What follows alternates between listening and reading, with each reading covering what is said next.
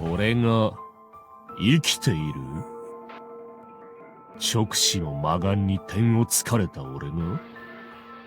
奴が殺し損なったはないな。第一、ご丁寧にもあの女が八つ咲きにしやがったんだ。吸血鬼ロアは完全に死んだ。となると、これは。なるほど、そういうことか。土地の記憶から俺を再現している奴がいるな。何か役割があってのことらしいな。そんなものは他の連中に任せておけばいい。一夜限りとはいえ、せっかくの肉体だ。せいぜい肉の楽しみを味わわせてもらうとするさ。Michael Roa Vandermonk is the main villain of Tsukihime, but some would say he isn't as imposing as other antagonists of Tsukihime's, due to the fact that we physically don't see much of Roa and how Roa is usually dealt with can be underwhelming. Today I want to explore Roa's influence and what does he do with a second chance in Melty Blood. I aim to understand Roa in this analysis. Also, if I say Tono, I'm referring to the non-protagonist Shiki Tono. 学園の地下にこんな鍾乳洞があったとは。しかし、これではまるで使徒の。そう、吸血鬼の手柄だな。懐かしいだろ、エレイシー。たった数日とは。否定はしません。血を吸われずとも仮初めの吸血鬼となり、使徒として犯した罪は永劫に消え去ります。私にあなたを外道と蔑む資格はない。ほう、俺の転生先に選ばれ舞を塗り替えられていく事故に震えていた小娘とは思えないセリフだ。教会の術は厳しいからな。さぞ陰惨な罰と試練を押し付けられたのだ。何回死んだ。その死ねない体で教会の盗作者どもは何回お前を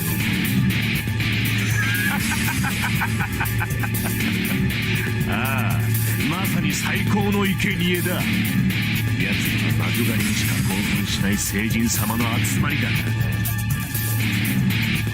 さぞ愛され殺され続けただろうよ。そうですね、彼らの教えは厳しい。だからこそ私は立ち直る。私が手にかけた人々を上回る死を体験して、私はようやくシエルという代行者になったのです。ではあの夜の悪夢から解放された。まさか。罰は受けましたが、贖いはこれより永劫に続いている。私は埋葬期間長い聖獣の代行者シエル。その名にかけて使徒ロア、あなたのような吸血鬼を残らず地上から抹消する。800 years ago, Roa was a priest for the church who wished to attain eternity, or what he called true immortality. He saw an opening for how to get his plan kickstarted through the true ancestor Arcoade. Roa created a burial agency, betrayed the church, and tricked Arcoade to bite him, all in his goal for true immortality. Becoming a dead apostle was only a means to an end. It was to help him find a solution to his theory. But falling in love with the true ancestor meant he could never attain his true immortality. To Roa, immortality is that of one state of being unchanged. One might call it purity. Either way, everything about attaining immortality is flawed. His reincarnation caused part of his host personality to go into his own. One must barely be a person or have an ego to fit his criteria. And most of all, Roa can't attain this because the world itself is ever-changing. Roa had 18 hosts over his 800 years of reincarnation. His 17th host, being Ciel, or Alencia, as she was known before, was given a body that could no longer age or die due to how Roa left the body.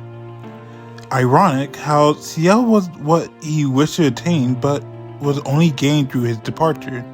His 18th host was Tono Shiki, the next head of the Tono household. This is the body he hosts in Tsukihime, well, most of it anyway.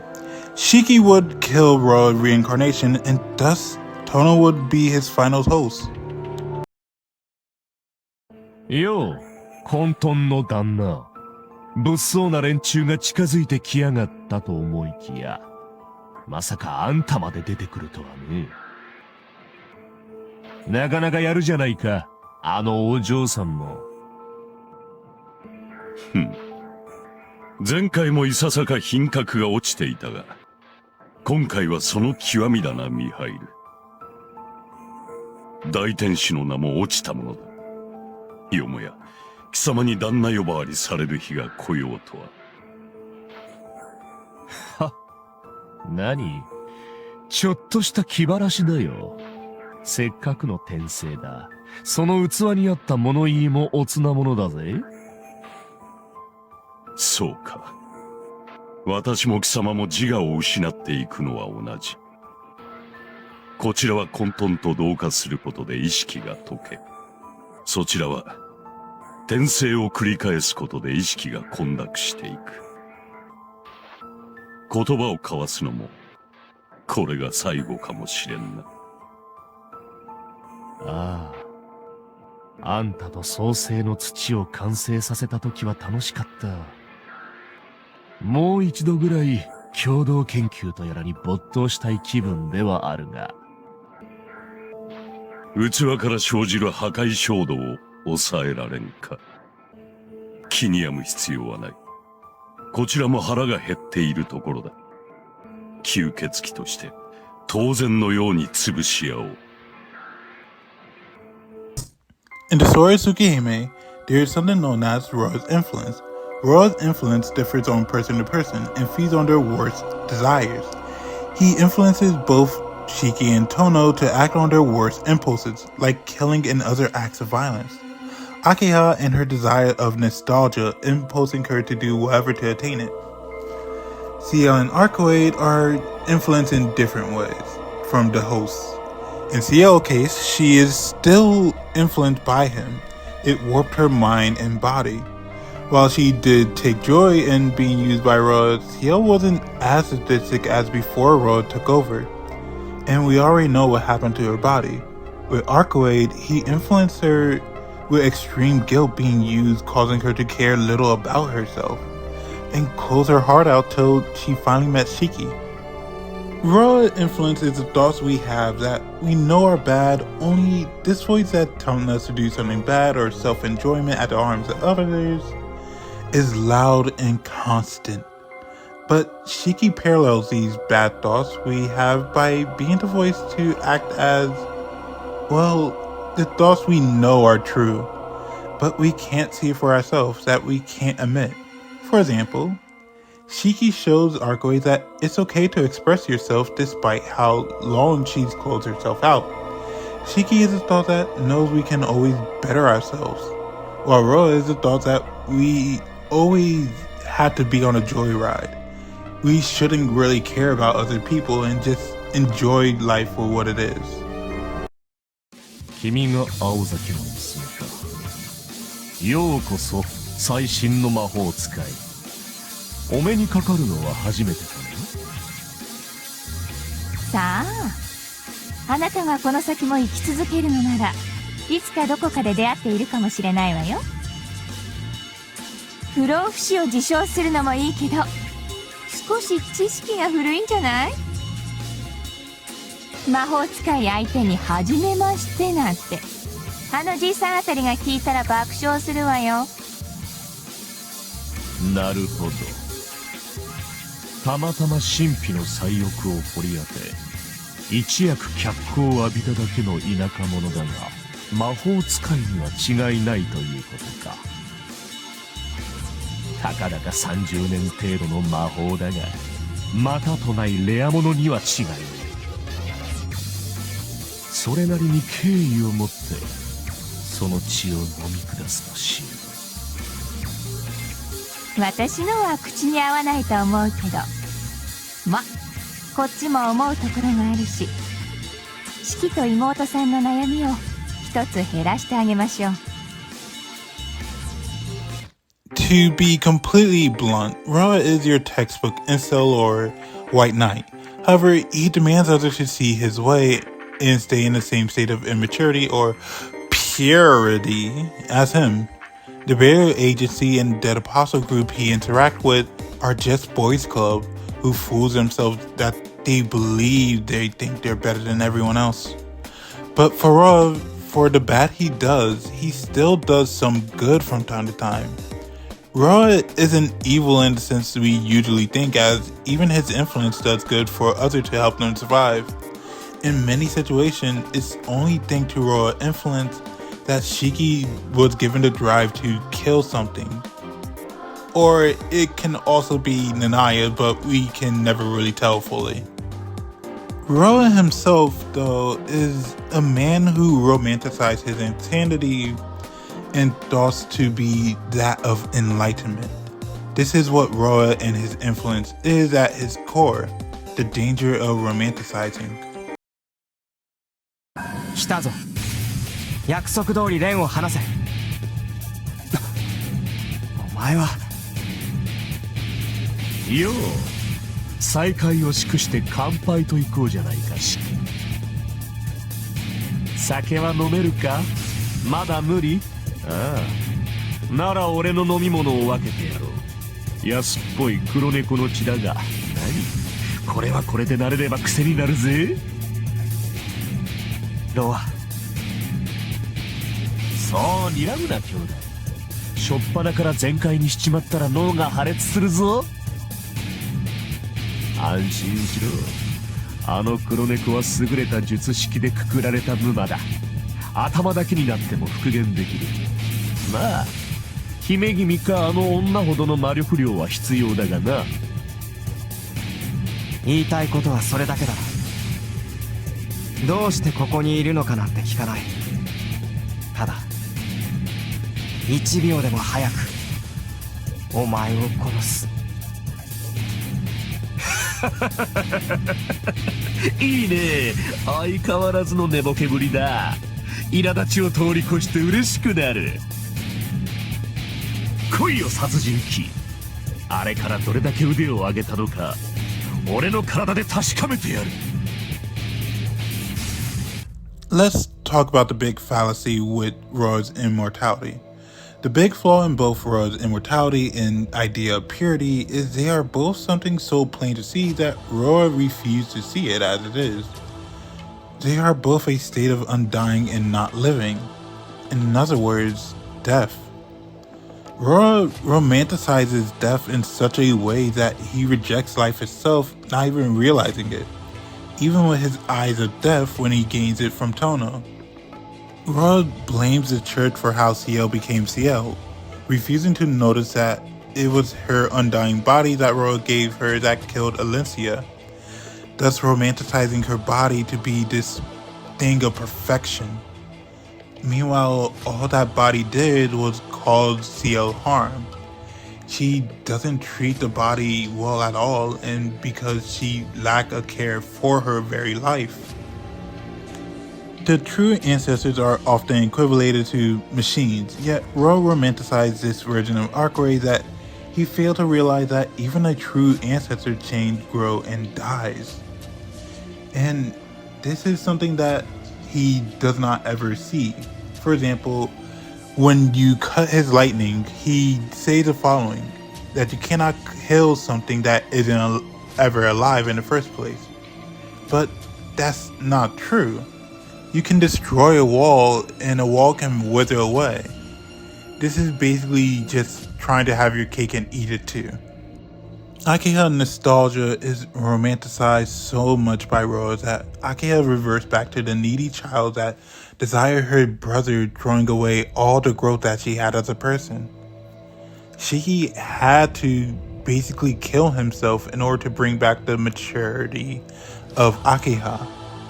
Hisui is pure even by Roa's standards, and yet she shows the greatest flaw of being pure. a lack of awareness of the world around her, being absolutely horrified by anyone outside the house because of her survivor guilt. This is really the most thing about purity.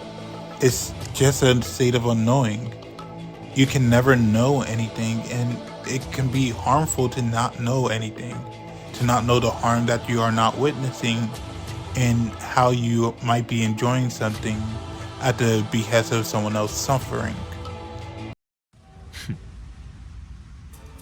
どう？私から出てきてあげたわ。これで満足？真っ先に私に向かってくるのなら汚らわしいだけだったのに、私を避けて指揮を狙うなんてね。ほんと生き物らしく死ねると思わないでね。私自分でもどうなるかわからないから。どうしたの？今さら怖くなった？けど無理。何があっても無理。お前は生きてここから出られない。慈悲も許しもない。この星に痕跡さえ残さない。できることは命乞いぐらい。いや、お前に用はない。なんですって？お前のような故障品に用はない。私が待ち焦がれるのはお前のような人の世を顧みるものでは。消え去れだけ。恥ずかしげもなく血管をむき出しにするなど、私と姫君への侮辱に他ならない。お前のような偽物は私の手で花と散らすの。